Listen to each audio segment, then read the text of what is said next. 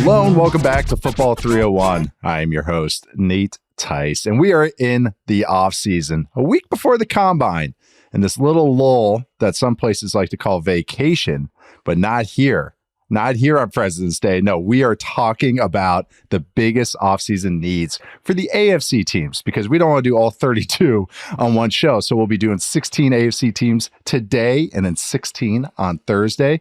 This is also our first Monday timing for Football 301.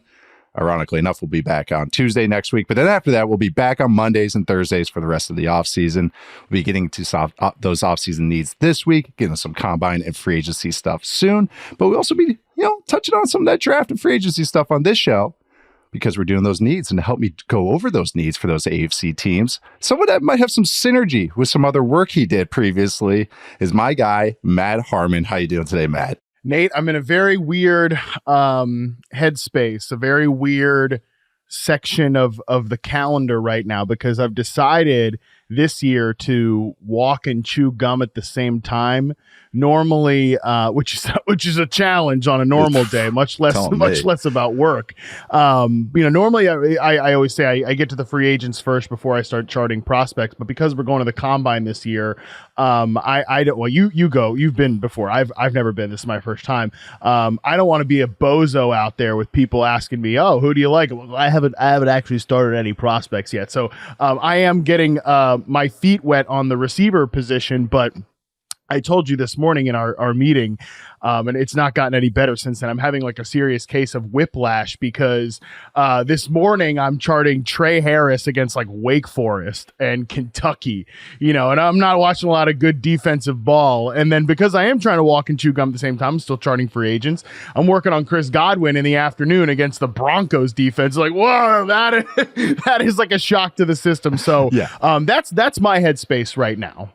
You learn to appreciate NFL ball after you watch some prospects, especially when you start really deep diving and you start watching some Mountain West guard, some FCS corner, and then they go, okay, this is the one FBS team, the one Power 5 team they played against. And it's like, okay, it's not the right team to say. I was going to say Colorado or Minnesota or something. It's not even like the top tier Power 5, even though those teams were ranked this year. So that were not the best examples, but maybe those were the teams I just watched. Who were some of the receivers that you checked out though? Because I've been grazing. I doing some top talents, kind of checking the last couple games that I need to kind of like finish I watched my 5 games, watched my 6 games, watched my 4 games. And then I'm starting to watch some more day 2, day 3 guys, maybe some interesting sleepers, but I know you're kind of starting at the top. So I kind of want to hear your thoughts because I have some big thoughts about one of the big receivers. Yeah, sure. So I've gotten 3 games in on Tet McMillan, Luther Burden, Egbuka out of Ohio State, Matthew Golden, and Trey Harris, who I just mentioned. And by the way, it's funny. I'm going to throw this to you just because, for reception perception, I always do an 8-game sample. If I can get 8 games of college film and when a guy's played 8 games in the NFL, because that's where I found that the data like normalizes. Once you get to 8 games, it's pretty indicative of a whole season. I have actually, funny enough, like talked to people that have been with teams or stuff like that, and they'll be like, "Oh, 8 games." I got scouts filing, like 3 reports off 3 games. So yeah. wow, 3 is kind of the number. Yeah. Yeah. So for me, I'm still like, 3 games, not nearly enough for me to make a definitive statement. But so I've gotten 3 games on those guys. Oh, no. I know you told me that, and I was like, "Oh, so you watched them?" Yeah, no. For me, I'm not close to ready. I'm not close to ready to give like a final take. But I do have is the one I do. Yeah, 8 games. Basically every game. I watch quarterbacks, but other positions I gotta trim it somewhere. So it cuts down to 3, 4, maybe 6 games, depending on the guy. But so for these guys, I mean, they're all pretty interesting. I think none of them so far look like what I would call like a tier 1 prospect, which is the 3 guys last year were tier 1 prospects. 2 drafts ago, Harrison, Neighbors, Adunze, I think we're all tier 1 guys 2 years ago or 2 classes before that. London, Wilson, Olave, I thought those guys were all tier 1 prospects. I think these guys are probably at best tier 2, maybe some tier 3 players here. The 2 I've liked best so far are probably McMillan and Burden. And I've kind of gone back and forth. They're super different players. So very much like, what are you looking for? But yeah, I would say that And you and I were talking about this because you interviewed McMillan at the Super Bowl. T-Mac. T-Mac. He wants to be called He T-Mac. prefers to be called T-Mac. As we learned. Yeah. So Yes. I guess we can refer to him as T-Mac going forward. But he was interesting just because he's, I was joking about this with you at the Super Bowl. I was going into it kind of like, is he another Drake London type? And what I mean by that is everybody on the internet tells me he can't separate. And then I go watch the film of Drake London. I'm like, this guy's definitely getting open, especially underneath. And I felt that way about I don't know what you felt about T-Mac's separation ability, but I think he really uncovers well in the short and intermediate area.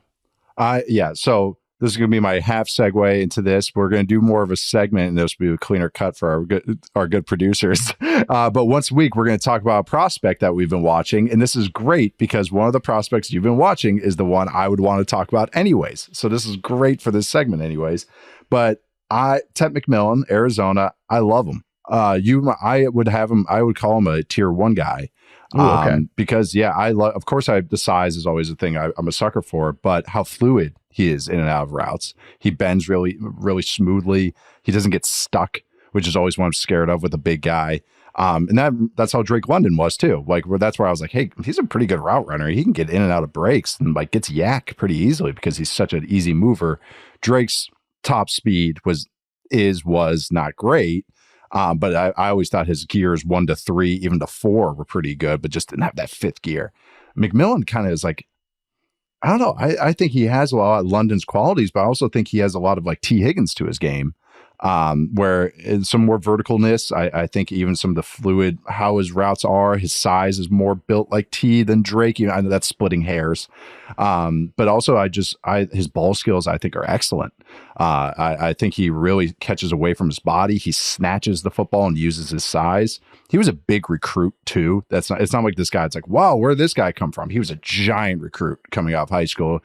Him and some other of his teammates from high school all committed to Arizona, including the quarterback. And so I really liked him during the season, but I was kind of more how your assessment was, where it's like, oh, okay, tier 2 guy. And I think watching a couple more games and I got more film on him, and I just kind of I watched more than I intended to, because I was like, man, he's a good route runner. He gets yards. They put him in the slot. He's able to run some of the short intermediate stuff really well. He's got a good feel for route running. He's already got some advanced polish, like coming down on routes, breaking out of them, knows how to throttle in and out. I would say he's lacking elite speed, which everyone's going to point out. But I agree with you. The separation stuff, it never showed up because his ball skills and hands are so strong. He's truly a ball snatcher. Like he's snatching and it's one of those guys that he wins 70-30s as opposed to 50-50s. The separation thing was that separation when the ball is thrown and when the ball gets there are big differences, because if the quarterback is consistently late, like Arizona's quarterback was, separation stats are going to get a little wonky, especially, or if he's missing throws and everything. And I don't know. I really like Tet. I would say I was with you thinking more tier 2, but I've become more bullish on him. That I think even on my big board, he might end up as player 2 after Travis Hunter. I know that's kind of something I'm marinating on, and I feel really good about it, actually. Yeah. So I just think that he's complete package other than that elite speed. But I do think all the other stuff is the polish is a lot more there than maybe I gave him credit for before. Yeah. I mean, I really love his ability to play X receiver. And there's so many teams that just need that type of player. Number one, that's a super valuable skill set. He's scheme proof. Yeah, that's he's right. And I also think he's a guy that you could get like 30% snaps in the slot too, and he'd be a great fit there. It reminds me a little bit of like a Michael Thomas type player. Just that, and I think that's like all the same axis of players, kind of the Michael Thomas, Drake London's, down to like Michael Pittman, Cortland Sutton. There's some scheme similarity there with obviously Thomas and Sutton. Another great part of that tier. He does, I think, like some of his prospect reception perception metrics look like a souped up Cortland Sutton, and Sutton's become a really good player. But yeah, probably the most impressive number just for a receiver of his size for me is I got him in these 3 games, 8.2% routes were a comeback, and he has like an 85% success rate, which is just absurd. I mean, that's absurd. He sinks the hips and comes back to the ball well, but I love the way he works over the middle of the field. So cool. Yeah, I really like him. Good to hear a number there. Because that's an eye test. Because I was like, man, he's good on that's always a big thing with the big guys. is how they are on outbreakers. You don't want them rolling out of it because they're big. He was my height. He said he was my height. I watched it on video. He's a little shorter than me. I'm 6'5", yeah. I was gonna say I stood to the side of that. That was I respect the hell out of your work, Nate. It was the only one that I stood like the side of because when you were doing the interview, I was just kind of like eyeing up. Okay, I know Nate is 6'5". This guy's not quite 6'5", but he's probably like. What did you eat? Like all of 6'4" is probably all of 6'4". What he is. I would say that. And 210, I think he said 212, somewhere in that range. That it's ideal X size. But yeah, no, he's got. I like that he brought the Thomas thing because that's as far as his footwork and how fluid he is out of it. That's how Thomas was too. I mean, slant boy and all that, but Thomas was clean on all those stuff too. It's coming out of Ohio State and everything as well. But okay, just kind of big. It's a big guy. It's got some skills to him, and he actually plays big too. That's another thing too. We're talking about some of the finesse stuff, but he plays big and high points and stuff. Right. That's the obvious stuff. That's why he gets, I think, typecasted as big guy that can't separate, is because you see a bunch of contested catches. But just like with Drake London, it is that the Taylor Heineke, Terry McLaurin corollary that I always talk about. Like Terry's one of the better separators in the league, but when he was playing with Heineke, he'd have really high contested target numbers because Terry is open, and then that ball gets there late, as you said. This stuff is on my mind just because I don't know if I've said this publicly, but I'm presenting at Sloan the conference this year, and so I've written up like a lot of my thoughts about separation versus like what I'm charting with reception perception. And to me, this is why it's a binary measure. Like, are you open or are you not? Because I don't give a if you're a smaller player and you're open by 3-4 yards as opposed to if you're a big guy and you're open by whatever this much arbitrary metric. If you still present yourself as a reliable target, like you are open to me. So I think that's my personal philosophy. Everybody charts things differently. That's fine. Whatever. Me personally, it's why I'm not going to ding a big guy like this as a lack of a separator, because I see him get more than open enough for a player like this. He gets more open than Drake did coming out of USC. And I had no issues with it with London. I understood why it came up, but that's also the guy throwing to him. A part of it was Jackson Dart. And I remember some of those throws being very late. Was that Jackson Dart? I was like, that season? Yeah, there's a couple quarterbacks, I believe, that played that year. But no, I like that kind of like, are you open or not? Like, yes, no, 1 or 0. Also, maybe it's like, maybe the thing is that just even picturing in basketball, like there's a size threshold. A tall guy's be able to grab rebounds in more crowded areas just because of size. So it's like, yes, for 6'4" is a smaller separation needed than a guy that's 5'9", built like Tutu Atwell or something like that. Like, I know that sounds obvious, but just some people just forget. Just forget. We all just group these guys as receiver or tight end as opposed to what they're actually built like and how they win. So great discussion. I'm glad we talked Tet McMillan because he fired me up this weekend. I was supposed to just watch 2 more games on him. I ended up watching 4 more. And the Colorado game was a little disappointing because he only had one one-on-one matchup against Travis Hunter because Hunter had a bum shoulder and played offense most of the game. So that was want. And I was wondering why he was guarding tight ends. They were in man coverage and they put him on a tight end though. That was interesting game plan. Yeah, I don't know. Going against Tet McMillan in that game. We are going to get into, finally, our team needs. So what we're going to do, we're alternating who takes the lead because we have 16 teams to get through after we just did like 20 minutes on Tet McMillan. We're going to start division by division. We're going to do the whole thing division by division, starting with the AFC East. I will take the lead on the first team, which is the Buffalo Bills. But what we're going to do, give top 3 needs, thoughts, kind of expand on any things that we have, what we think they can maybe do in the draft, free agency, just thoughts for the offseason for each of these teams. We had focused on some of these after they lost during the playoffs, but it's nice to kind of refresh our memories after the Senior Bowl and the Super Bowl and all that fun stuff. But I'll start us off. Buffalo Bills. Another Final Four loss for them. The Bills are in an interesting spot because where my eyes went to immediately was receiver. And I was like, no. All right, hold on. Just I got deep breath here. All right. So defensive line is actually where my kind of head went. And then it went to another pass catcher, which I was just like, oh my God, I still need one potentially after all they've invested. But where I went with the Bills is bulky space eating defensive tackle, which is a great draft to find one if you're picking in the 20s. Defensive lineman under contract after 2025 for the Bills. Von Miller, Ed Oliver, And then it's Dwayne Carter, who's a 3rd-round rookie this year, Devon Solomon, 5th-round rookie, Zion Louch, who was a 6th-round mid-season ad from the Falcons. Daquan Jones is 34 after the season. Kind of still want that ace pass rusher that Von Miller was supposed to be, and then until he suffered his injuries and age. So defensive line, that some way, shape, or form, they need to start replenishing the troops there. And I think rotational defensive line is something McDermott's always wanted or always likes to have. So I think, with all the other guys they have on the outside, maybe just get one more guy in the interior, maybe get another splash. I wouldn't say splash, maybe high upside pick on day 2 on the edge. That's where I'm really focused on. Defensive line, pass catcher. That's it for the Bills. They're just such a wonky team because they're good, but they still leave me wanting that ace, another guy to drop in with Josh Allen on offense and or defense.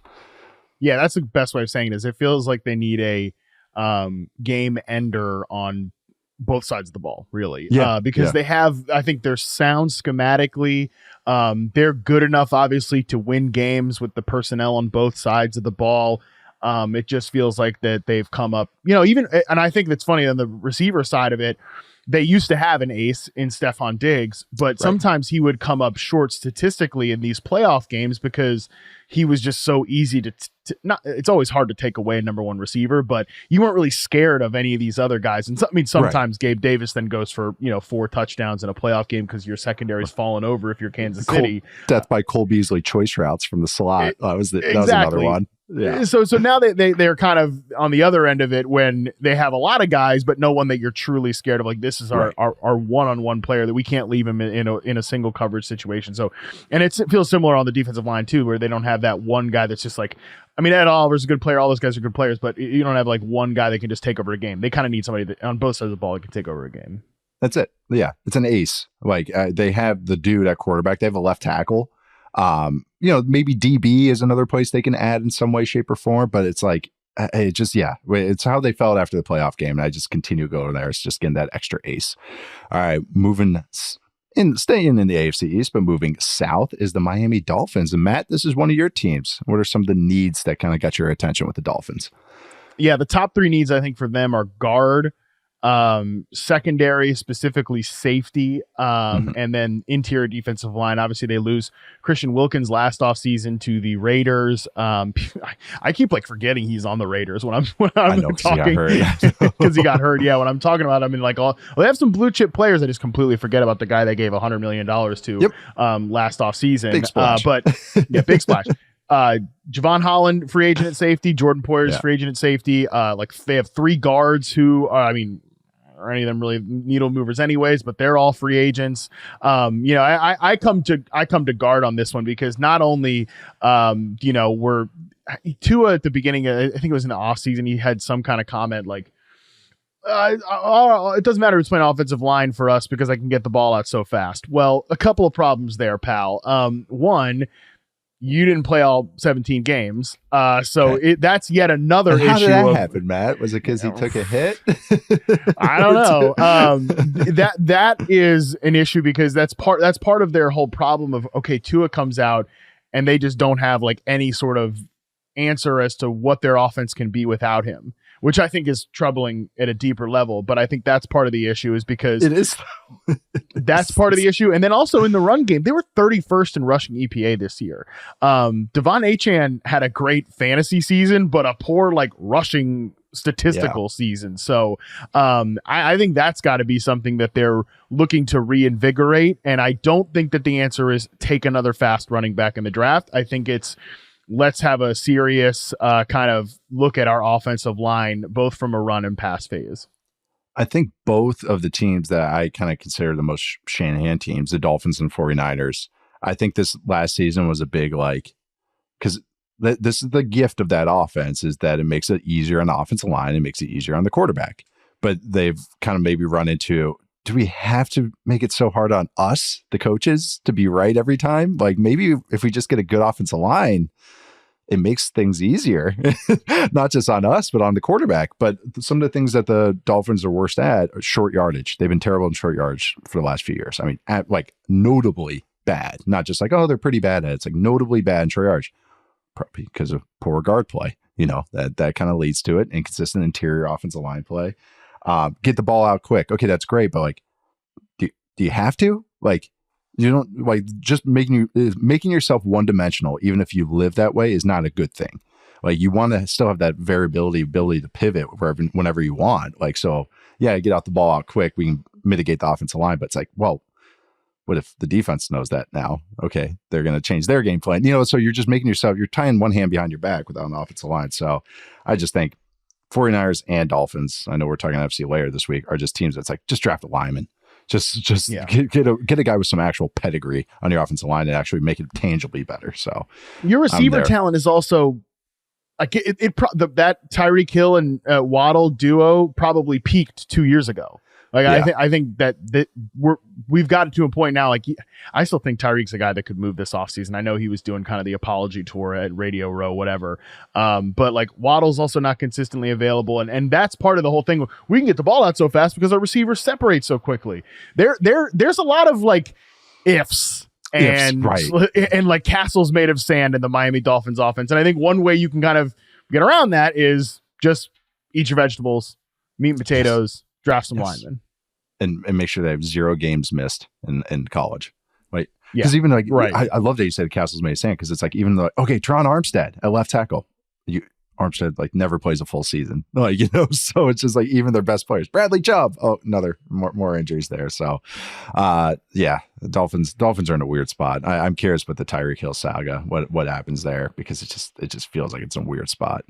Getting up to a spot that was weird and kind of feels a little more normal. That's my transition to New England Patriots. I don't know if that normal is a great word for it, but the Patriots, it was almost easy to figure this one out. It's like O-line receiver. Okay. And then if you want to get frisky, like maybe edge, if you want to like find another spot and split hairs, kind of came up with a little plan here though. Okay. They have a ton of cap space, most in the NFL, over 120 million. It's like twice as much as Goodell makes a year. I rate all contracts in Goodell money and how much he makes a year. That's how new quarterback gets paid. Ooh, that's Goodell money. NBA player gets paid. Ooh, that's like 1.5 Goodells. But so I think Ben Bredesen I don't want so this is a mistake a lot of teams when a lot of money make, is that we have to spend it. I think this team, I got to see how the regime is with Vrabel's input as well. I think they'll preach patience here, but I think another thing is too, this guy is a good player when he's on the field, or if he's on the field.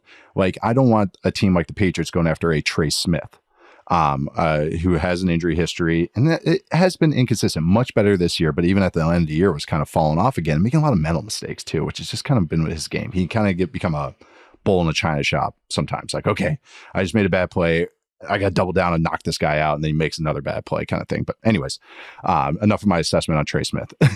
But I don't want a team like this, the Patriots, to like invest in that, a little inconsistency. I'd rather them go in a lot more sturdy or solid B minuses. So like a Ben Bredesen from the Bucs, who had a nice year this year, a Dan Moore, who was the tackle from the Steelers. Not amazing, not an A plus, or even an A minus player, but a B. I would give Dan Moore a B starter. But you're going to have to overpay. That's how free agency is. But you get that, you draft a lineman. All of a sudden, the lineman feels a lot better. Cole Strange is back from injury. You draft a lineman, maybe in the second round, draft a guy, and then sign a guy, and then sign like a Zach Martin, an old 35-year-old who has not had injury history until recently, but also it's a vet, setting a culture there, can be reliable. I think a lot about the Patriots, if you guys can't tell.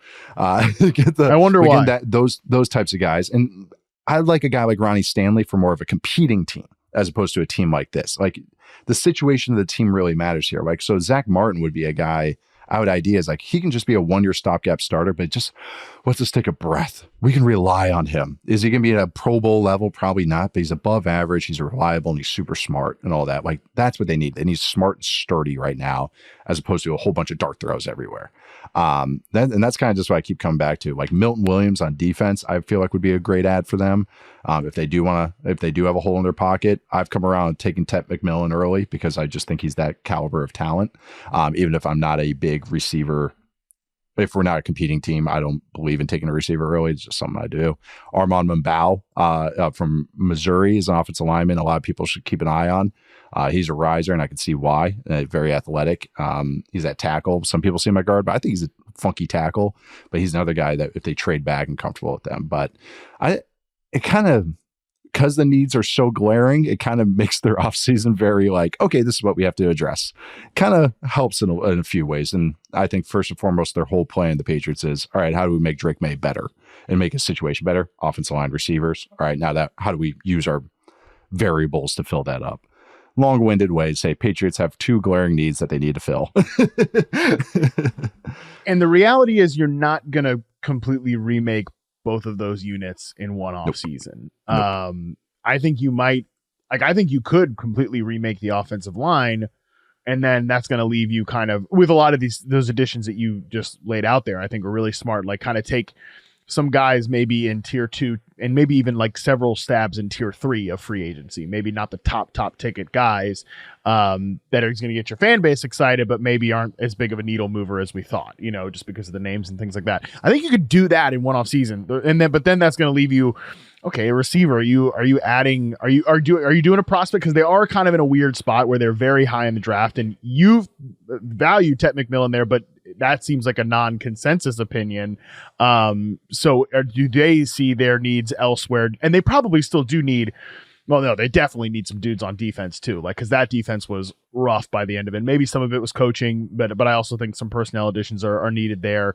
So then like free agents receiver wise, are you shopping in kind of like the, it's a lot of like one that made sense, man. It's it's a whole bunch of guys they already have. Exactly. It's a lot of like slot guys and stuff like that. And I kind of wonder if, because the front office and Elliot Wolf at one point said, hey, Jalen Polk, we thought that guy was going to be like instant impact, and I agreed. Like, that's what I know you and I thought that Jalen Polk was going to, we agreed with, I don't know what that says about us, but we agreed with Elliot Wolf on that one. And to me that read like, hey, we think the coaching wasn't good enough. Yeah. So do they try to like, hey, let's reinvest in some of these guys like Polk and Javon Baker, who they took on the third day last year? Like Pop Douglas is a usable guy. So I think they might end up like remaking one unit and then making like one smart addition somewhere at some point this offseason at the receiver room. Yeah, I think that makes a lot of sense. And just how this class is too. It's like, it's kind of funny. It's like, oh, I really love Emeka Egbuka from Ohio State, but it's like, they already have that kind of archetype in the room. So it's like not the exact type that they maybe need, but yeah, we'll talk about the receivers and stuff as the days go along. But yeah, I that's why my eyes do go to them taking an offensive lineman, even if there are some maybe, okay, Abdul Carter or something like that, like a pass rusher, which is like, all right, if you want to go best player available, but like their free agency is going to indicate so much of where they go in the draft, which is like a duh comment, but like them more than most teams, because then I can kind of start piecing together what they're going after. All right, let's wrap up the AFC East. New York Jets. What do you got, Matt? What are their team needs? Is it anything important? Few important things, starting with the quarterback. Okay. You gotta figure that out. Annual exercise here, or maybe biannual exercise for the New York Jets based on what the Hopium cycle looks like coming out of their building every other offseason. So quarterback's number one. I also put secondary down there. DJ Reed is a free agent. Yeah. They have multiple safeties who are hitting free agency, so I think that's still a big need. And pass catcher is a huge need beyond Garrett Wilson, because all the Rodgers buddies are going to be out the door. Even Tyler Conklin is a free agent here. So they definitely could, once they get a quarterback in place. Look, I would love to see Garrett Wilson just get as many footballs thrown his way as possible, and I think he would probably like that too. But you also can't be in the position where he is the only viable player. I mean, Malachi Corley is like probably their number 2 receiver at this point. And that was another, like, Rodgers liked him. Yeah. And man, Joe Douglas was gassed to take Malachi Corley. And I remember, look, I didn't get everything right about last year's draft. No question. Again, I liked Jalen Polk, who had one of the worst rookie efficiency seasons of all time. So don't take everything I say as gospel. But I remember when Malachi Corley, and they put out that hype video with him, or, when Joe Douglas was so gassed that he was going to get Corley 3 catches his rookie year. I remember thinking, like, I don't know if that's going to age that well. So he's like a gadget guy. He's not a true receiver. Yeah. So they definitely need pass catcher help. Yeah, right. But number one thing is quarterback, which I mean, I could see them doing kind of like a punt year on somebody Tyrod Taylor's already in the building. He would be like kind of the type of quarterback I'd be looking for, like somebody to keep the ship afloat. Maybe don't embarrass us. Maybe you take somebody on late day 2 or early day 3 to eventually turn like, hey, look, we're turning to a young guy. But I just think this is such a reset year for New York that I wouldn't be pressed on. We got to come out of this offseason with a quarterback, but you certainly have to have some viable plan under center. Yeah, it's weird. It's like they have to address the quarterback, of course, but it's also like it's kind of a game theory thing. Like let others like have the first bite of the apple at the quarterbacks, like either the draft and free agency. It's like, well, then we'll get Russ, we'll get Russell Wilson or something, something of that tier. Like I've been even thinking the vet quarterbacks, like again, Darnold's agent must be just doing backflips. But it's just, but outside of him, and he's the, queen of the ball right now. But and he's not going back to the Jets, you'd imagine. So no, that's also like an automatic no. And then just even money wise, trying to figure that out. But it's like, all right, so Rodgers is gone, and just doing it. It's like, all right, is it Russell Wilson? That's why the Steelers are indicating that they might just go down the Justin Fields path again. Like, so just figuring out these seats. Like, I don't even see Russell Wilson talking about the team later, but like the Raiders or something, I don't see that fit with Chip Kelly. And like, okay, so doing the math, all right, who has a lot of money? The Raiders have a lot of money. Okay. Again, don't want to spoil that team too much, but just trying to figure out these seats. It's like, I just don't see how this seat gets filled unless it becomes kind of the backup option, if that makes sense. Or like you say, a stopgap option, just like, all right, don't embarrass us. All right, let's get through this year, and then we'll figure out our quarterback question later. That's kind of how I see it. I think it's a no half measures kind of plan. I think whatever they got to do, commit to it and just stick with it. Don't no stupid trades in October. Just relax, take a breath, and just eat your vegetables this offseason. We're going to take our first break, and then we're going to come back with the AFC North and AFC South. All right, we are back with the AFC North, which is, kind of like the new black and blue division a little bit. That's how this division always feels. But I'm starting with the Baltimore Ravens as I scroll through my doc here. There we go. I got Ronnie Stanley as a free agent, which is where my eyes first went. Then their left guard, Patrick McCarry, is also a free agent. Their offensive line helps to have Lamar Jackson behind them, kind of mitigate a little bit of the damage. I did think Stanley had a nice year this year. He's just been battling injuries and has had a rough go of it ever since he signed that extension originally. Curious what happens with him with free agency. They have about $9 million cap space. So my eyes went, though, okay, offensive line, if they want to get a tweener, a tackle guard type, kind of where they're picking in the draft makes sense. There's Marcus Mbow from Purdue. There's Ursary from Minnesota, who's a tackle I like.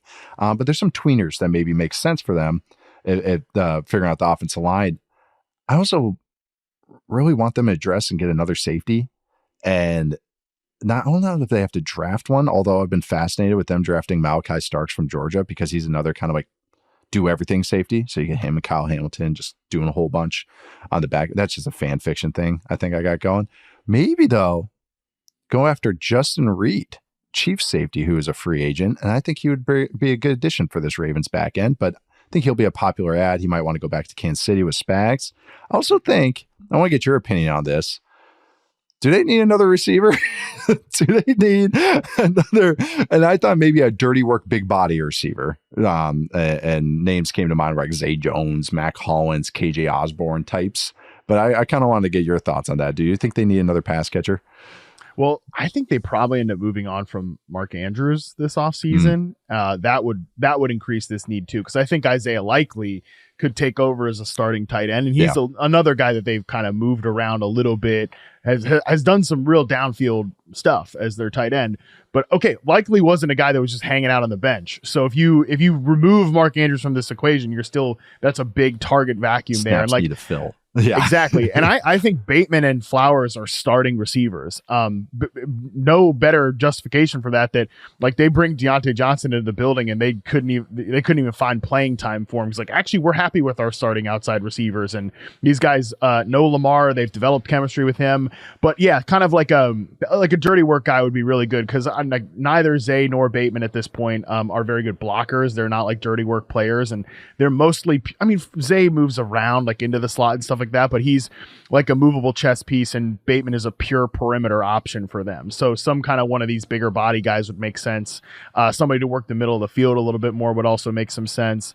I don't think it needs to be like a huge addition, but like I don't. Chris Godwin would be great for so many teams. Oh God, yeah. I don't think he would be a great Raven, but I don't think it needs to be somebody in that like of that caliber, because I don't think you're trying to like kneecap Flowers and Bateman, who I think are both still kind of ascending players. Like it truly, because you have Likely, so that's a great point. Likely, because Likely is like an intermediate guy for them, like in as opposed to an underneath guy. He can do that too, but so that's why it's like this receiver he can be a number 4 in the passing attack, but he's an auxiliary guy. So that's why this is kind of bringing up what the free agent receivers were. We were joking about with the Patriots section. It's Zay Jones, Mac Hollins, KJ Osborne, Kadarius Hodge from the guys Falcons. I'm not charting. Yes, the guys you're not charting. Guys that I geek out over their blocking before I talk about any of the other things that they do. Mac Hollins I compared to Robin Lopez, who's known for setting screens and rebounding. Zacchaeus from Washington, from the Commanders, but he's not as big, but he does dirty work stuff. Josh Palmer from the Chargers is another one that could be an auxiliary role guy. I know the never dying Josh Palmer, but I do like his dirty work stuff. He's a grinder. But long story short, that's a tier of receiver we're talking about here. I originally thought maybe edge would be one, but I was like in Tavius Robinson at the end of the year. So maybe they don't need it, but Kyle Van Noy, our coworker, had a nice year this year, but like that type 2, they kind of like that jack of all trades type. At outside linebacker. So Jack Sawyer is a guy from Ohio State. I feel like I've mocked him there for 2 straight years there, like 20 times, because it just makes a ton of sense. But that's another or other spot I was kind of looking at for the Ravens this offseason. What about corner? I mean, I think Nate Wiggins was awesome at the end of the year, but Marlon Humphrey kind of succeeded as a pure slot defender for them once they moved Hamilton to safety. So I that was one thing. Corner's another one. Stevens played a lot of snaps for them. He's a free agent too. Yeah, and Stevens was the guy to target. Pick on guy. Yeah. It became very stark by the end of the year. So that's a great point too. And where they're picking, that's a great. I mean, shoot, they found Wiggins, in that range. That's a great area for where that kind of talent is in this draft too. So great call there. All right, moved on to your team, the Bengals. Anything interesting happening in Cincinnati this offseason, Matt? Yeah, Joe Burrow's become a cap guy. I don't know if you've seen. I think he was on Pardon My Take, and he was breaking down about future guarantees. I just saw like social media clips from it and stuff like that. Like I think one of their beat writers broke down what he said, which he's talking about cap flow and restructuring contracts. So the Bengals have turned Joe Burrow into moonlighting as Howie Roseman, which is pretty cool. I don't know if they'll take any of his input though, but they are going to franchise tag T. Higgins. That news broke today, so which makes sense. I think hopefully you get the extension done, because I can't imagine he wants to play on the tag for the second year in a row. But it's a bargain for Cincinnati. It puts him kind of in like the Devontae Smith range of average per year salary. Makes all the sense in the world. So now we can kind of just approach this. And I think Higgins will be a Bengal. I've settled on this now. He will be a Bengal this season. Okay. And we'll figure out the rest later. So that just means like other areas of need, defensive line, secondary, and linebacker. The three places that like defensive players line up. We can just attack that spot. I think they can still certainly add some offensive linemen, and I wouldn't be totally surprised if they just take an offensive lineman in the first round if the right one falls to them. I don't think they necessarily need to sit here and say, okay, it has to be defense. It has to be defense. But they're set at the skill positions, especially if they can bring Gesicki back. If they really trust Chase Brown as a feature back, which they used him like they trust him as a feature back. I saw it last year. Jeez. And you can take a flyer on day 3, just like you did with Chase Brown, and maybe try to get another guy to add to the mix there. So they're pretty set at skill position, but obviously if Higgins is going to be they're set there. But defensive line, secondary, linebacker, take your freaking pick, man. I mean, you just hammer that side of the ball this offseason. That's it. It's a great defensive line draft. It's like, I think go from there. And there's some interesting linebackers too, I would say, in this draft. So yeah, the spine of the defense, core, anything on defense. And I'm like, yep, totally get it. A running mate for Trey Hendrickson, anybody. I got to figure out his contract situation too. Honestly, yes. The team needs is figure out how to structure salaries in the modern NFL. You know, maybe, I don't know what assets Mike Brown's got in his portfolio, but like, let's sell off a few of them to get liquid cash. We're gonna need liquid cash is the need for Cincinnati this offseason. Talking about future guarantees, we got Joe Track over there doing contract stuff. Do you know PFF Steve? He does like a draft rewatch. Like, yes. I don't know what he picks, but he did the Carson Palmer draft, and some of the bullet points he had was like signability. Was because this was before the new CBA, so the new CBA it's like 12 years old now. But before that, so it was like signability with the Bengals was like a big sticking point, like whether they could get a contract. And I was like, it's like what's old is new again. Yeah, what was that? 2005 that Palmer was drafted. Yes, 04, somewhere there, 03, 04, somewhere around there. But yeah. So that it's all the same. It's always been like that. But I mean, I don't forget. I remember the 90s Bengals. They were some of the worst teams you ever. The Corey Dillon saga.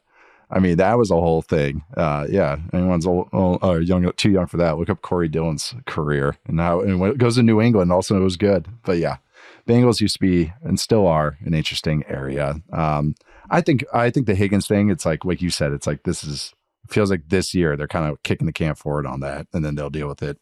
Like, I think that's just what to make everyone happy for this year, apparently.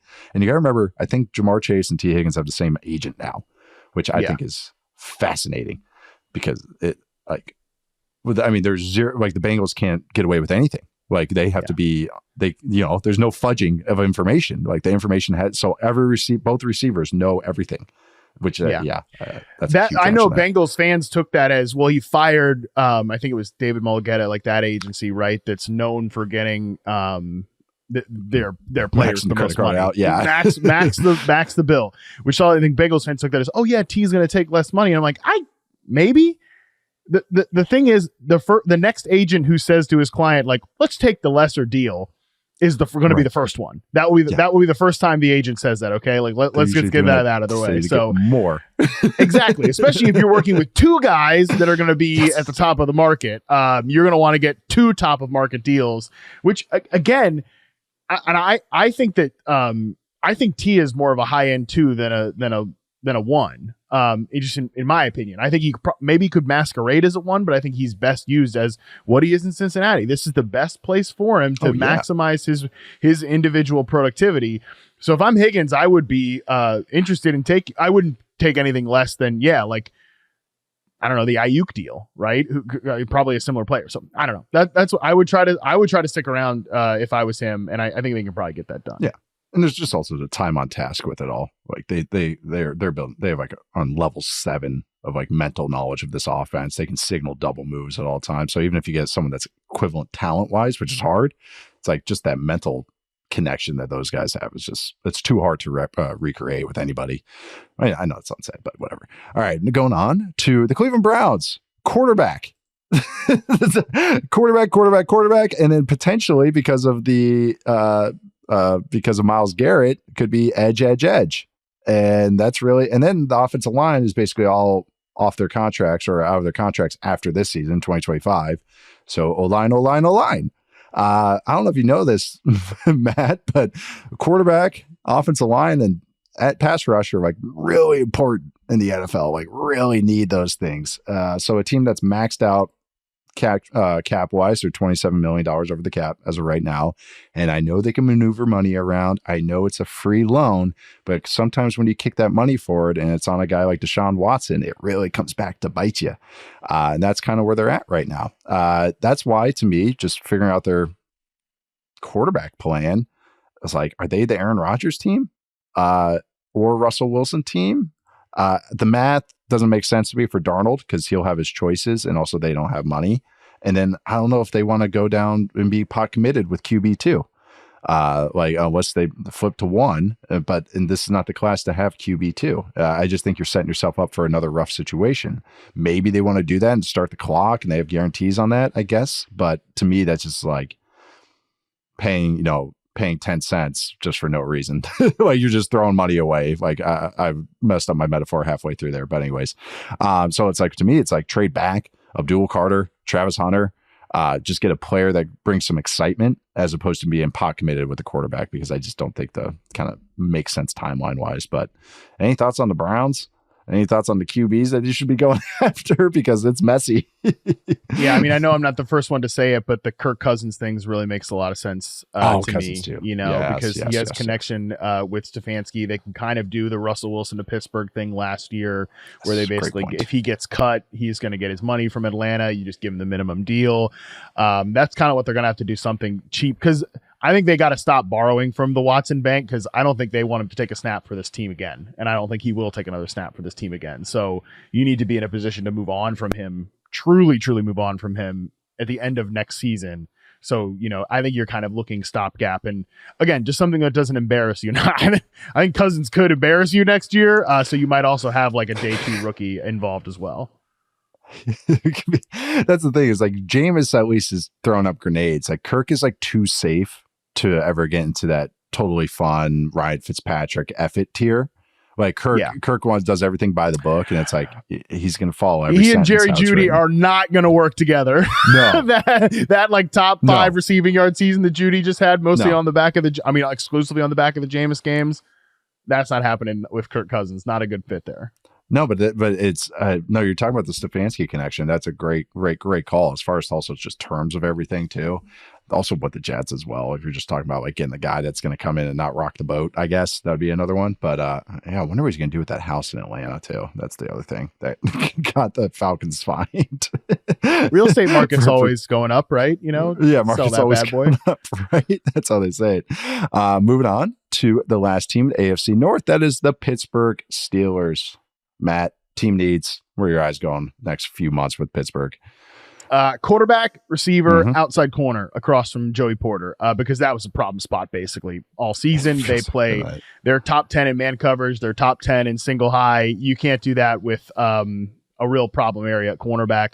But specifically on the offense, obviously they got to figure out what they're doing with the quarterback. If they're going to truly do like, all right, we're just going to do a whole year of Justin Fields, as you said earlier, it seems like maybe that's where we're headed. I'm not the biggest Fields guy in the world. There are people, but I don't hate the plan, mostly because like, what else are you going to do? This is the only team that I think if they traded for Stafford, I would get it for both parties, because they're one of the few teams that went to the playoffs but has a huge need at quarterback. So I think if they went for Stafford, that would make sense. It would also make sense for Stafford against you're going to a team that is a contender instead of like, well, yeah, okay, Matthew Stafford's a giant now. Well, okay. We got a lot more like boxes to check here before we're just penciling the damn Giants into the NFC Championship. Not that I think that Steelers are going to the AFC Championship if they have Stafford, but makes a little more sense. So I think that's one plan. Otherwise, you're probably in are we the Jackson Dart team in the late first round? I don't really probably want to be that team. So if you're bringing back Fields, then I think the need at receiver becomes paramount, because I think what you can't do is do the Fields thing again and have him working with the worst receiver core outside of George Pickens that you could possibly assemble. And Pickens isn't a guy that you can count on either. So they definitely then need to take multiple swings at wide out, both like from a free agent standpoint and a draft pick standpoint, because they have a good tight end, Pat Freiermuth. They probably also need a new back. I just don't think Najee Harris is a starting back. I think he could part of a committee, but the like back that they want in Arthur Smith's offense. So I don't think he really fits with that. Offensive line's good. If you're gonna have Fields though, I think you got to surround him with a lot of pass catchers. Yeah, I think if they were saying, okay, we're bringing Fields back because we're pushing this year in 2025, and hopefully he's a dice roll that hits for us, and oh my God, we just hit point after point here. Like, you need a back then to just create a backfield that's just like dangerous, and just say like, hey, we're big plays in the backfield and we have a good O-line, a good run game, like with the quarterback, and try and stop us a little bit. Kind of like, a little bit what the Broncos did this year, but maybe a more souped up version of that on offense, and then have that defense peak. But Broncos lost in the wild card game, so hopefully you get a little bit more than that.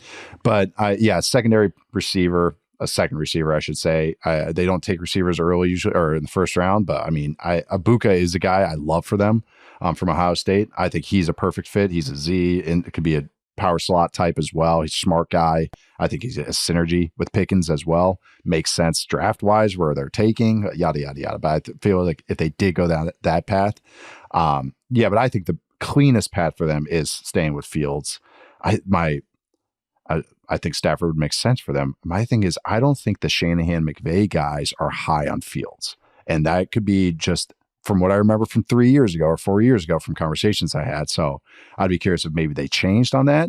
So I don't know, but I don't know if they're going to be like really like, oh, I want to work with them. Like Arthur Smith to me actually seems excited to work with Fields, and as excited as Arthur Smith can get, relatively. He's not actively pissed about working with Justin Fields. That's exciting. Seems to be kind of on the spectrum of curmudgeon of some way, shape, or form. So that I think Fields is the answer for them, just the cleanest one, and maybe that's just the Occam's razor of it all.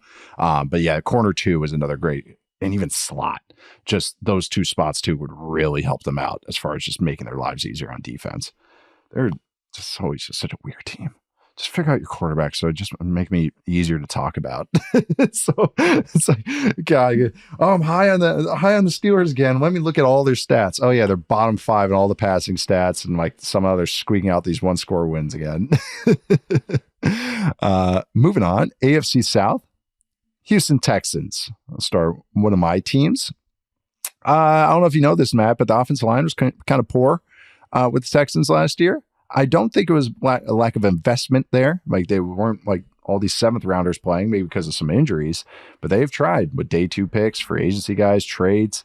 They signed Laremy Tunsil. This has been a conversation of ours many of times, but offensive line, I think pass catcher, weirdly enough, pass catcher has become one of their biggest needs because Stephon Diggs is now a free agent. Tank Dell has his now huge injury. So, and I'm not even just saying receiver, but maybe even tight end would be an interesting area for them to look at, especially with this draft. I think Tyler Warren or Colston Loveland would make some sense for them in the first round as a kind of the second pass catcher with Nico Collins. Linebacker, I guess, as well. Long-term safety maybe as well. But yeah, tight end is maybe where I've looked at. Maybe receiver in the first round, or maybe just somewhere on defense again if they want to just make that defense really souped up. But I know they changed offensive line coaches, and I was like, oh yeah, okay, who'd you guys hire? And they promoted their assistant offensive line coach, who was a high school offensive line coach 5 years ago, was Troy's offensive line coach 4 years ago, was assistant offensive line coach most recently with the Texans, and then they promoted him. He worked with the Patriots in 2020 as co-line coach and assistant running backs coach. Not much credentials before that. So if you can't tell, I'm not excited about the hiring an offensive line coach when it was one of the biggest weaknesses on the entire roster. Let's hope that guy, was like little finger whispering in D'Amico Ryans' ears, to get Ned Stark, their actual O-line coach, fired. Like, Cole oh Popovich. Yeah, this guy's doing, I don't know what he's doing in the meeting rooms. D'Amico, you got to see this. I mean, this is a joke. I got some good ideas though, because otherwise I'm not quite sure how that's going to work out. But yeah, at least whole scale offensive changes certainly were needed in Houston. No question about that. And yeah, I mean, pass catcher's a big problem, dude. I thought they're an interesting team for Egbuka too, not just because Ohio State connection with CJ Stroud, but he's I think he might be a slot only player, my opinion, so far early on with him, but like a dirty work guy that's going to get first downs. And that was my issue with Diggs as their slot receiver. Love Diggs, great player. Even if he's not the peak player, peak version himself, he's not giving you anything in the run game. Right. He's not going to give you anything from a blocking, like dirty work standpoint. It's just not his game. I've talked about this before. So I think like Egbuka there would give him a little bit something as that like interior player. I like that. Yeah, I know. People think I overrate that stuff, but if you want to be in 11 personnel and 3 wides, one of the receivers has to block. It's just the math of the game. Like it's just how it has. If you actually want to run the ball, and if you want to, usually the guy closest to the offensive line, which is most often going to be your slot receiver. So if the third receiver is the adjuster, which is also the second tight end or the fullback, he's going to have some of those qualities too. A fullback quality or a second tight end quality. That's just how it works. Moving on to your team. A team that actually I'm having a little trouble with in mock drafts, figuring out where they're going to go. And that's Indianapolis Colts.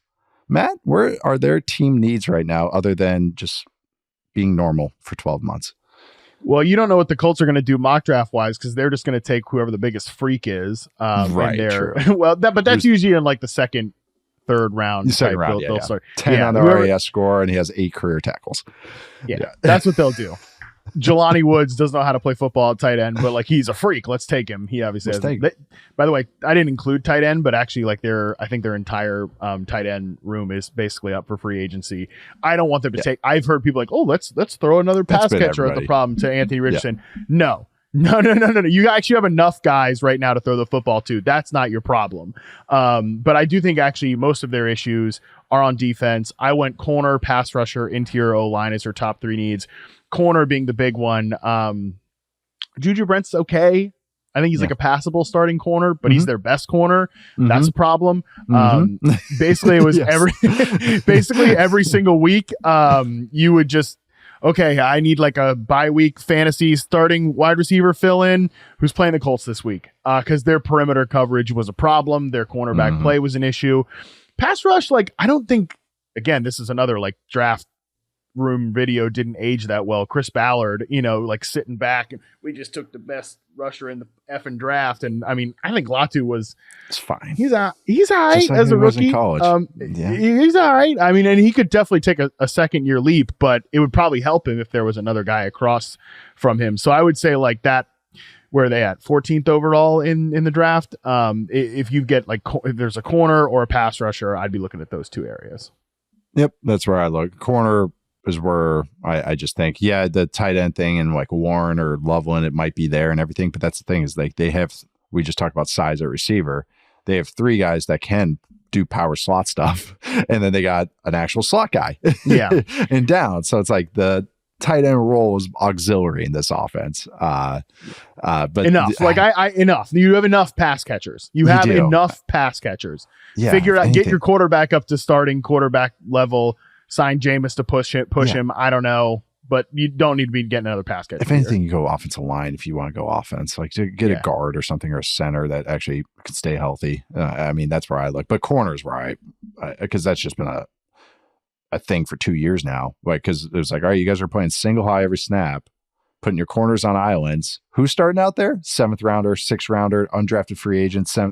That's no. Like that's not how it works. Corners usually get drafted high because they show that they can play corner. Like, traits are everything. Like, don't you think the guy that's tall and long should go on day 2 or day 1 as opposed to day 3? They're on day 3 for a reason. Sorry, it's just like a whole theory thing from these Legion of Boom guys that just drive me nuts. It's like just because you hit on Richard Sherman once does not mean all these guys are going to be hidden diamonds in the rough. Drives me nuts. They have to learn and they actually have to play football. Like that's a big thing. Speaking of a team that's still trying to figure out how to play football, it's Jacksonville Jaguars. Because the band is still off the Jags. One of my teams, actually kind of like the Colts. I think a number 2 corner is something that would be huge for them because that was a big glaring need for them. Well, they're just running so much man, which wasn't helping yet anyways.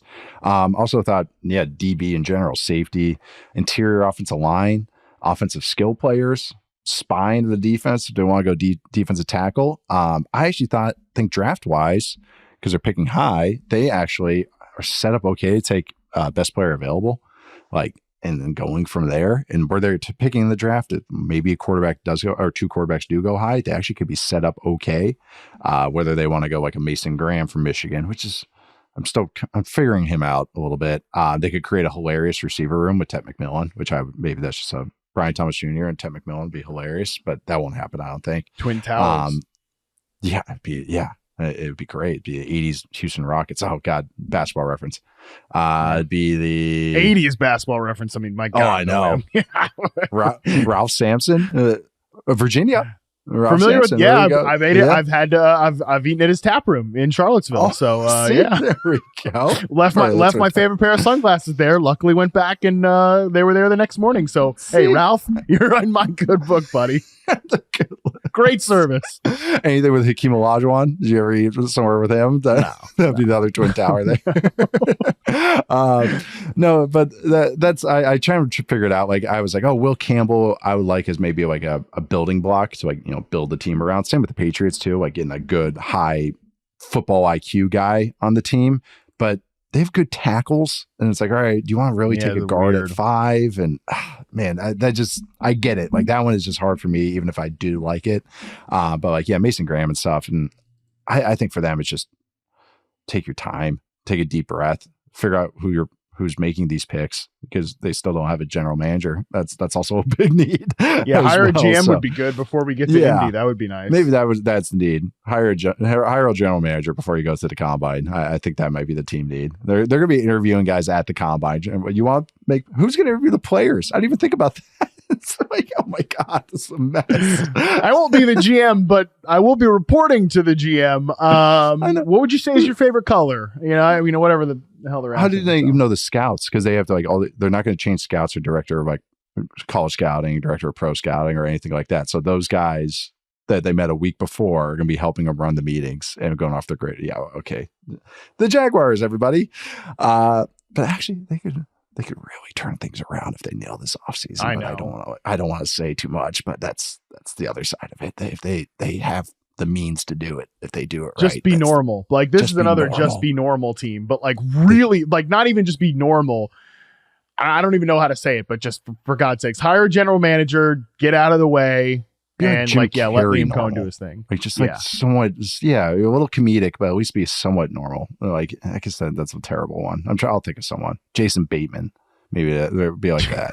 I'm just trying to think of a comedic actor that's like Jason Bateman's in action movies now, so I hate to break it. Did you see that? Did you see? No, I haven't seen it, but it's on my list. What was it called? Check-in? Carry On. Day check. Carry On. We watched it. It was good schlock. I liked it. I wanted to watch it. It was entertaining. It accomplishes what it needs. It makes TSA people look way too cool. So that'd be my one note. And also some of the accents are a little off. But yeah, I like Jason Bateman's heel turn in it. I'm not spoiling anything. It's good. But anyways, it's like Phone Booth. You ever saw Phone Booth? That was also a good movie. Edward Norton. Was that Edward Norton? It doesn't matter. It's not Edward Norton. It doesn't matter. We're moving on to the Titans. That's one of your teams, Matt. What should the Titans do with their first pick and their heapings of cap space? I believe they have. They have an interesting choose your adventure this offseason. Yeah, I might want to break down Jason Bateman's heel turn a little more than Tennessee Titans. Quarterback is definitely got to take quarterback. Right tackle is a huge issue for them. They're sort of in the zone right now where they've made some investments in the offensive line, but they're like at 5th overall last year. Latham they take, Skaronski they taken in the first round, but the rest of the line is still so bad that you're not even at average despite sinking first round picks in, which is a problem. I mean, the guy they have playing right tackle last year was Nicholas Petit-Frere, who was suspended and then was literally making content for Matthew Berry's fantasy site. I'm not kidding. Not what I want during the season. No. Not what I want for my right tackle during the season. Obviously, he was benched. So not a great situation there in terms of what's going on the Tennessee Titans offensive line. And also pass rusher, like specifically edge rusher, I think is one they can look at. Also probably got to include receiver here because they have Calvin Ridley and that's it. Even Nick Westbrook-Akine, who I asked you late last season if you had a film take on Nick Westbrook-Akine. I don't know. I still don't got one. I don't either. But he did catch a lot. Did catch a lot of touchdowns. Not found. Did catch a lot of touchdowns. Is a free agent. Like Traylon Burks is probably their. I mean, he was a guy that this staff wants nothing to do with. Nothing. That's like maybe the guy behind Ridley at this point. So you need a receiver, but you got to figure out quarterback first and foremost because I don't think they want to do the Will Levis thing again, even though Will had like moments, but then they were immediately. I remember you coming on the fantasy show and saying like, "Hey, Will Levis is putting together some pretty decent," and then he just completely the bed. So I mean, it's twice last year. Twice I was like, hey, Levis is having some moments now, so let's keep an eye on him. And the following week had just atrocities. I didn't even want to watch him. It was like I felt uncomfortable watching it. Yeah, I hear you. This team makes me a little uncomfortable to talk about right now because I just don't even know. I don't know what their plan forward is. They spent a bunch of money last offseason, and then they were the worst team in the NFL record-wise. They're picking first in the draft. So I don't really know where they're going. Opened the checkbook up and then fired the GM 9 months later. It's like, yeah, I don't know. Yeah, you can't have a right tackle named Petite. That might be a new rule. Might be in the Bill Walsh leadership book. Like you can't have an offensive. You can't have a right tackle whose name is Petite and makes fantasy football content during the regular season. Can't have that. Let me tell you what. I'm bulking up, Nate. I'm trying to gain some mass. That's true. So you're putting this theory to the test. I'm not ready to go out and play right tackle for the Tennessee Titans. But yeah, I mean, you're their type. Hey. So they bring you in for a workout. Okay, doing bag drills. Okay, doing a block and pocket. Okay, PPR, half PPR. Where do you have Tony Pollard this week? Oh my God! You know what? I will take the money. I'll go out there and embarrass myself and probably get killed in one snap. But at least I'd leave my wife a nice There you go. Yeah, money. Good pension. after I get killed by Josh Allen in an AFC South game. The Titans could pretty much do anything this offseason. I would say I would understand it, but I would kind of like that's why I keep coming back to like choose your adventure. It's like they could sign Darnold, they could trade for a quarterback, they could take a quarterback, they could trade back, they could trade Travis Hunter, they could trade Abdul Carter, they could trade or draft any of those guys, I should say, and I'd be like, yeah, okay. Like I would just kind of nod my head and be like, yeah, of course they are because they like Levis or they don't like Levis. Like I have no idea what they're going to do, and I don't think they do either. They can do whatever they want except sign me to play right tackle or any other fantasy content creator. Like let's get that out of the way. Once we do that, then I think we got the world is their oyster. I have to give myself a correction. It was Colin Farrell in that movie Phone Booth, not Edward Norton. I knew it sounded weird. That's only a correction for me and about 3 people listening that are yelling at me. But we are going to take our next break, our final break, and get back to the AFC West, the world's most interesting division. All right, we are back for the home stretch, the AFC West, starting with the Denver Broncos, which is one of my teams. Broncos are kind of a fun spot. They got cap space, 37 mil. They have needs at really, I kind of narrowed it down to offensive skill players, running back, pass catcher, receiver, or tight end. And then if you want defense, maybe spine, linebacker, safety, maybe defensive tackle. But I really just focus on the offensive skill guys. Where they're picking in the draft is in a great spot to take an offensive skill guy, I think, whether it's tight end. They could be a Warren or a Loveland team. They could be the Ashton Genty team. Taking him. Let's go. Love that. Sean Payton has taken a running back in the first round. He took Mark Ingram. He has history of doing this. He took Alvin Kamara in the second round. He will take guys high. Reggie Bush, not really a running back. It's a great call though. Pick 2. And Reggie Bush was just so his own thing. That's what's so hard with him. I know we know of him as what he is an NFL player, but holy crap, Reggie Bush! It was bonkers that the Texans took Mario Williams over Reggie Bush in real time at pick 1, taking a running back. They took an edge over a running back, and people lost their minds in time. Weird. Like, it was so weird looking back on, but at the time, it was like, oh, okay. All right, got it. But no, they could be the Genty team. I've seen this kind of maybe just on my timeline on Twitter. It's that like people are going, oh, well, Sean Payton wants his Joker player, which to me they already have, and that's Marvin Mims. Well, he said it. He said it on Kay Adams' show at Super Bowl. Got it. I've been wondering why everyone keeps bringing it up. I'm like, okay, chill. Is this the new Leo? Everybody bringing up the Leo on defense, like the new Leo. But what a time that was. I thought Marvin Mims was their Joker guy. That's what I picture in my head. That's the choice route guy. That's the gadget guy. But maybe he is talking about a guy that you can deploy across the formation. But yeah, I'm curious where they go in the draft because I do think that it's offense. And I'm curious where Sean Payton, I like to know who he likes. I think he's an interesting talent evaluator because he thinks in his offense, it's like, I need this skill. I need my choice route runner. I need my vertical ball winner. I need my dig route runner. And then that guy doesn't have to do everything. He just likes the guys that are very specific. Like that's why he took Brandon Cooks, because that's going to be my jet sweep choice guy. Okay. That's why I took Alvin Kamara in the second round, because he's going to be my choice route guy now. Like that, he always just fills those needs in some way, shape, or form. So that's why curious what he goes down, but curious what he decides to pick and fill up those kind of his cupboard to play with throughout the season. I need Ashton Genty to the Broncos, bro. Yeah. I need this to happen because I mean, for a lot, I need like all these other teams to kind of overthink, the whole. He's a running back. There's so many linemen here. There's so many linemen. Well, whatever. Okay. I think this team is set up to be the team that goes from really good rushing ecosystem.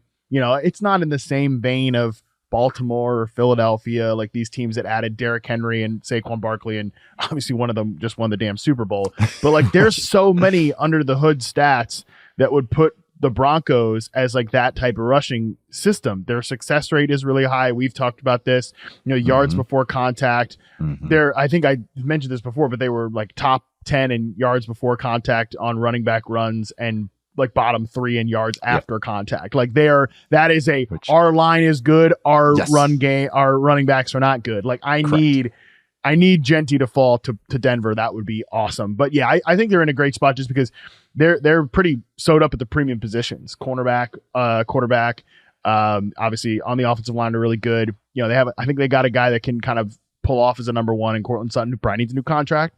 But yeah, I mean, defensive line's good. I just like these type of skill position players. Nice addition to Denver for sure. Yeah, this one makes sense actually in my head. And the thing is too, they don't get them. It's such a good running back class. There's probably a guy in round 2 that would make a lot of sense. Like if they want to go with Hampton or Johnson, Hampton from North Carolina or Johnson from Iowa, like those guys too. So like there's options there, but if they get that true needle moving running back, it's like, God, this run game is going to just take off because Sean Payton's going to commit to the run and it's going to be sound and they're going to stay with it. And so if they actually get a guy worthy of those touches, like it could be really, really fun. Getting on to the Kansas City Chiefs, the runner-up in the Super Bowl, AFC champions, AFC West champions again. Chiefs are a very interesting team in a very interesting spot, but I want to hear what you thought, Matt Harmon, is what their team needs, maybe, and how they could address them. I feel like we've had this conversation a lot lately just because the Super Bowl just happened. Yeah. Just happened. And their needs were very much laid bare in that game. Left tackle is number 1. Yep. I think you could just throw offensive line because I think they have to do something about left tackle. I think it would be aggressive, reckless to just say like maybe Kingsley Suamataia has taken a huge jump in his development in the offseason because they pulled the plug on that thing really fast. Right. I think I don't think you have to totally give up on him, but I think some level of competition insurance policy. They got excited because I thought of him as a high-end project. Like I was like, if he hits, he can really hit. And they took him, they put him with the ones right away. So obviously, like in camp, he had a good, like, okay, all right, here we go. Let's get him on the field. Whew. It went so bad. And I think it was a total, like, as opposed to like, okay, we'll ease him in. It was like, no, total. Okay, we got way over our skis. So yeah, I'm with you. It's like, I have no idea how they feel. I think it's more like they were like, okay, back to square one completely, which is a little concerning because that means like we'd rather play Caliendo than in the huge games than our second round pick that we are optimistic about. That's got to read what the team's that's what's so tough is because I'm with you. That's how I thought of him too, as a guy that was going to develop into their long-term starter at left tackle. The problem is just they just walked into him with him as the starter in the season, no backup plan. And then when it went so poorly, they immediately start scrambling for backup plans. Like, all right, we got to play Wanya Morris. That doesn't work out. We got to sign DJ Humphries. Or we got to move Joe Tooney over there to left tackle. And now we're playing. That end up? Yeah, exactly. We know how that ended up 40-22, and it wasn't even that close. That's how it ended up. So yeah, left tackle is a big one. I also think, you're probably running Juwan Taylor back there next year, but he's one of the top 3 highest paid cap figures on the team. I don't think he's given them top 3 cap figure play so far.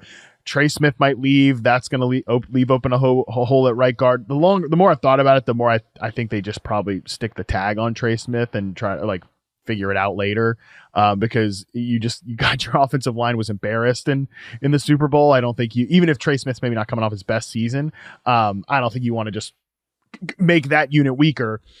At the same time, though, skill position players I put down as a weakness because You could go running back and I'd get it. You could go tight end and I'd get it. And you could go X receiver and I'd get it. I actually think Trey Harris, who I was talking about at the very beginning of the show, would be a really nice fit as a X, like vertical X big body for them, give them something different than what they have had previously. And as a guy that would go in the, I would say probably second round. He'd be maybe a reach in the late first round, but whatever. You're the Chiefs, you can do whatever you want. Pass rusher, also probably something for them to look at as well. A lot of needs for the, a lot of needs. Super Bowl I went on another show last week and I started like listing them off and I'm like, yeah, they might need a right guard. They need a left tackle. The right tackle's not great, but they're pot committed to him. They need a running back.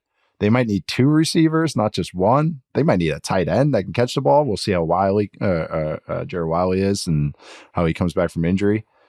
Oh, wow. That's a lot. And that's just the offense. Yeah, exactly. It also makes me slap myself in the face. I'm like, how did I pick them over the Eagles again? I know, like, why? Same. I feel so that was such a heart versus head thing. I'm fine with it. All my notes indicated the Eagles. It was truly heart versus head, but it's one of those where it's like, man, this is like, how's Brent Veach going to get out of this one today? Like, because it's not as just easy as like draft a bunch of linemen or they need a corner and safety. Okay, get guys that can tackle. It's like they need a lot at a lot of spots, and not that I say that's going to be a big drop off. But it is going to be just interesting how they film. This is the kind of the thing that happens when you win and you pay your quarterback and everything. It's just these needs. You don't have a lot of resources to kind of address them. So, curious what they go down. I think I'm right there with you. I think offensive line, some way, shape, or form. I think another I just said pass rusher. So right there with you on that. And it's kind of where they're at. I mean, and then they got significant guys, or at least contributors, are free agents. Justin Reed, I already brought his name up, but that's a big name for them. That's a pivotal piece in their backfield. So defensive backfield, interesting team. Oh, poor them, coming off a couple championships, another AFC title. But moving on to a team that hasn't been doing that, only has a couple playoff appearances this century. That's the Las Vegas Raiders. Quarterback, I have as a team need. Receiver, I have as a team need. Running back, cornerback, defensive tackle, but need to figure out the quarterback. I think that's not surprising to anybody. They are second in cap space, just under 100 million right now. We've talked about this a little. I think Darnold's the guy that makes sense for them. I think they go with a vet. You don't sign Pete Carroll as your head coach to like do a full long rebuild and really revamp it. It's more kind of like a reload type of head coach to me. Not that this team is reloading for much. But they signed Chip Kelly. I don't think Russell Wilson is a great fit with Chip Kelly's offense, which we've talked about. That's why I'm kind of thinking they're the Darnold team. They have the money for it, but man, Darnold, Tet McMillan, that could really sign me up, really get me going, even if I think they have other spots that they have to fill. But that's just where I went with. Quarterback, obviously, pass catcher is second, and then really they can't go wrong addressing anywhere else. Yeah, their offensive line's functional. It's fine. It's good. It's a good unit. They could maybe use like a right tackle, but I think functional quarterback play, which I don't know. I Darnold is. We'll see. I know, right? We'll see. But I think he can give you some stretches, and it's just how much money are you paying him? How truly committed are you to the thing with like the Giants and Daniel Jones? It wasn't that they signed Daniel Jones to an extension. It's that they didn't have to, and it's not like they gave him top of market. Like they were able to get out of it after 2 years, and they designed it that way. I think if you give Darnold an extension, you sign him in free agency, you want to give him kind of that Daniel Jones type of, we can rip the chute on this one in 2 years. We don't want to be tied to him forever. And I think they probably will. This would make sense as that team, because other than running back, they're also, well, they need another receiver too. They're another team that, like, Jacoby Myers can play inside, he can play outside, so get one more, like a McMillan type would be really cool there. And they do need a running back for sure. But otherwise, like, this is, I don't know, actually, and now that I'm saying it, I don't know if this is the team I want to see Sam Darnold on. I kind of want to see them take maybe like a punt year at quarterback too. And I mean, really, we talked about the original Pete Carroll Seahawks teams, just putts around with a couple of different veterans and still go 7-9. I think that's possible.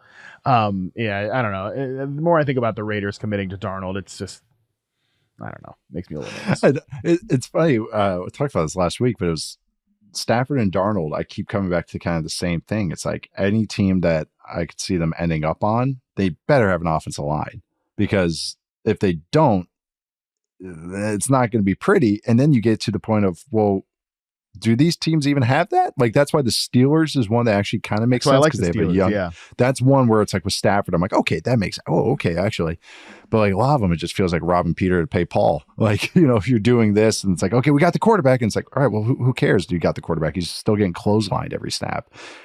So even if they want to go Cam Ward or Shedeur, which seems like the consensus two guys. Shedeur Sanders, like even for that, I'm like, I don't know if the team makeup makes sense. They're just, and then they have Max Crosby, they have Christian Wilkins. Crosby's now kind of like maybe looking at getting traded, like, or trying to like start those fires. It's just it's a weird situation. It's just such a weird team. Like signing Chip Kelly was like a total like, okay, all right, I can guarantee they take a running back on day 2. I guarantee that in some way, shape, or form. But what they decide, quarterback's going to decide a lot, and any answer here makes sense too. Like as far as like, I wouldn't say makes sense, but I could see them doing it. The Raiders. Thanks for making my life easy. Going on to the last team though, to wrap this all up, that is the Los Angeles Chargers. Matt, this is one of your teams. Let's bring it home on the team needs. This is another one that, if you just remember how they got eliminated in the postseason, very easy, I think, to say the top 2: interior offensive line and pass catcher. I also think there's needs at cornerback. There's needs. They hit on 2 young guys at corner in the draft last year, but I think that's a spot you want to continue to add to. Christian Fulton, Asante Samuel are free agents as well, so a spot you want to add to. Edge could become a huge issue if Joey Bosa is cut or traded, probably cut. So it's not like a team that we just forget what people were talking about with the Chargers last year. This is a big turnaround for them, but there's still a lot of needs on this roster. Mm-hmm. But I think not coming away with more firepower, both on the interior offensive line and at the pass catcher spot, I think would be irresponsible. And I don't think that they will do that.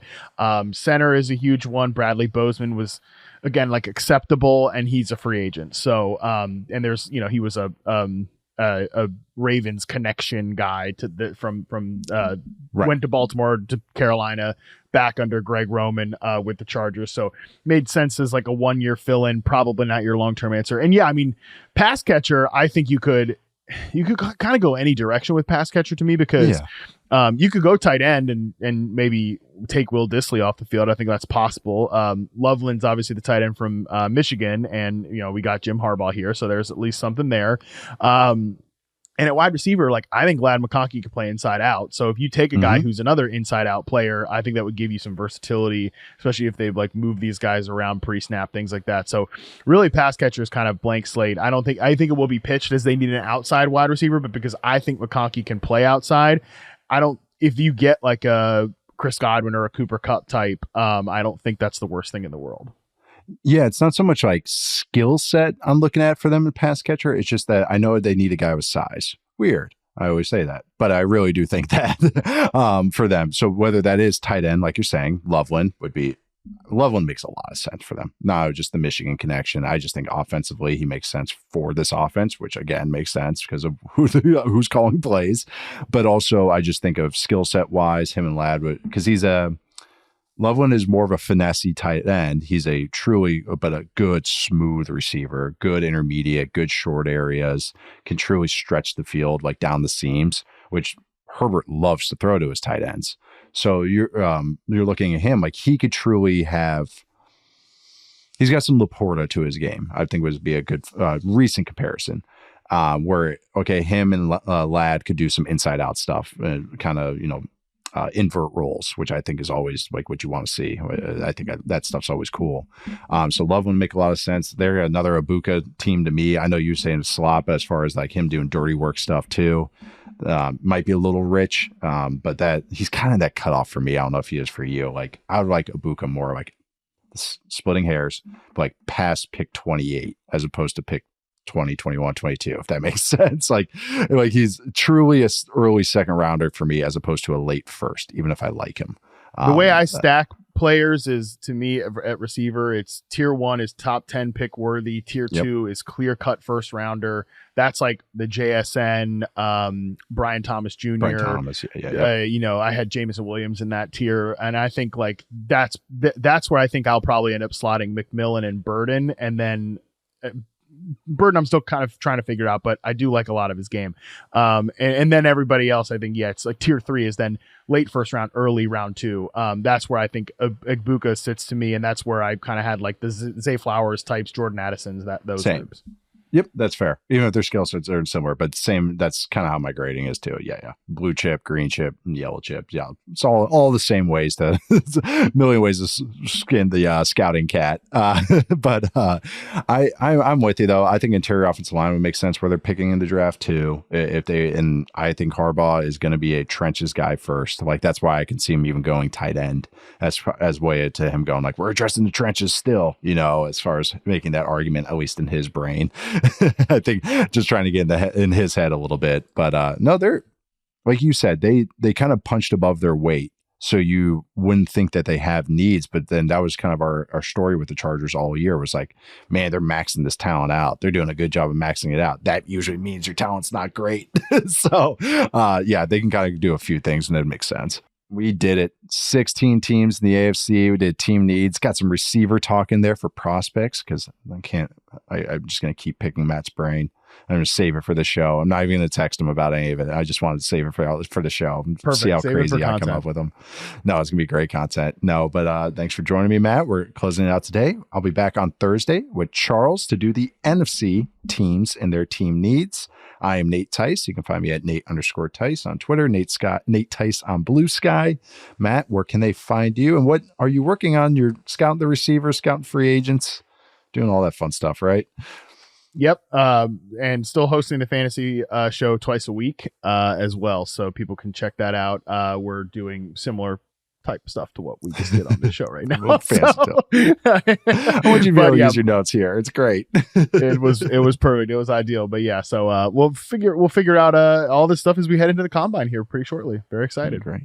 Yeah, I know. Combine next week. We'll be live from there next week as well, or we'll be recording from there, I should say, and you guys can hear us afterwards. Don't tell me something you know that I don't. No, I was like, that word. I shouldn't have said it. I shouldn't have said the L word there. Also, we'll be getting more mailbag questions next couple of weeks. Send those in football301mailbag at yahoosports.com or leave us a 5-star review on Apple Podcasts. Emails are great. Those reviews are even better. If you want to send a video or voice note too. Any thoughts? Draft? Questions? Let's do it. This is the time to do it. Also subscribe to us, follow us, rate us 5 stars, like I said, or watch us on YouTube watch us on YouTube on the Yahoo Sports YouTube channel. Give us 5 stars there and subscribe there. That'd be great as well. Thanks to Madison and Stone behind the scenes. Thank you to everyone for listening. See you guys next time.